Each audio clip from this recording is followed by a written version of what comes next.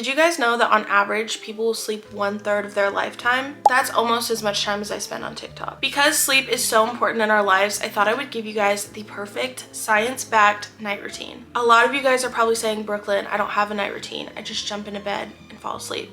And if you can do that, good for you. But people like me need a little bit more structure to efficiently fall asleep and get good quality sleep. So my routine starts at around 7:30 or 8, and obviously that's going to differ depending on what time you need to get to bed or want to get to bed. The first thing I like to start with is either a hot bath or shower. Typically it's a bath because I'm a bath girl. A hot bath is really great because after you get out, it drops your core body temperature. And your body temperature is a huge circadian sleep signal, which basically tells your brain that it's about time to go to bed, which is why it's also important to keep your room at a decently cool level because temperature is a huge part of the way you sleep. This next thing is so important, dim lighting. Honestly, I can't stand artificial light and heavy overhead lighting. So if you have lamps or maybe some light LEDs, a light dimmer, literally anything, it's gonna definitely help signal to your brain that it is now nighttime and your brain is meant to slowly be shutting off. And I hate to break it to you, but on the topic of lighting, we gotta talk about blue light. It really sucks how much your phone is working against you when it comes to going to bed because that's like what most of us do before going to bed is scrolling on our phones. But I'm not here to tell you to shut it off 3 hours before bed. I'm just saying if you can. I like to turn on night shift on my phone, which basically makes everything a more yellow hue and reduces the amount of blue light that you're actually getting. Blue light is actually proven to reduce your amount of melatonin, which is a sleep hormone. We've all taken a melatonin gummy once or twice, but by just switching off your blue light, it's like taking a gummy. I don't know, let's be for real.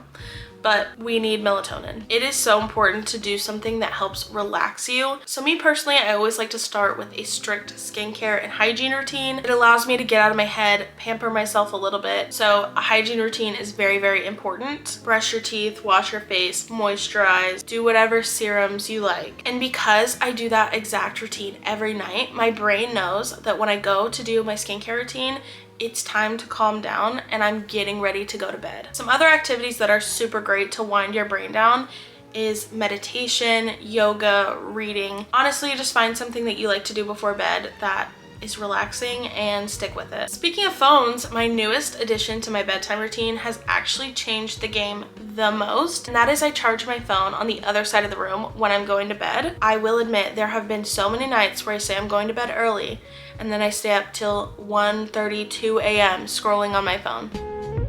So by putting my phone on the other side of my room about an hour before I want to go to bed, it takes away the scroll factor of being addicted to your phone. I don't know if you've ever seen an iPad kid get their electronics taken away. We're not trying to be like that before bed. By scrolling on your phone, it's giving you constant sensory overload and telling your brain that you actually want to stay awake instead of go to sleep. It gets me better quality sleep, it helps me fall asleep faster, and it helps me wake up in the morning. But we'll talk about that later. This next one is kind of controversial because everybody is gonna have different ways that they actually fall asleep. Me personally, I can't sleep in silence. That's when the intrusive thoughts happen. I like podcasts, documentaries, sometimes YouTube, it doesn't really matter.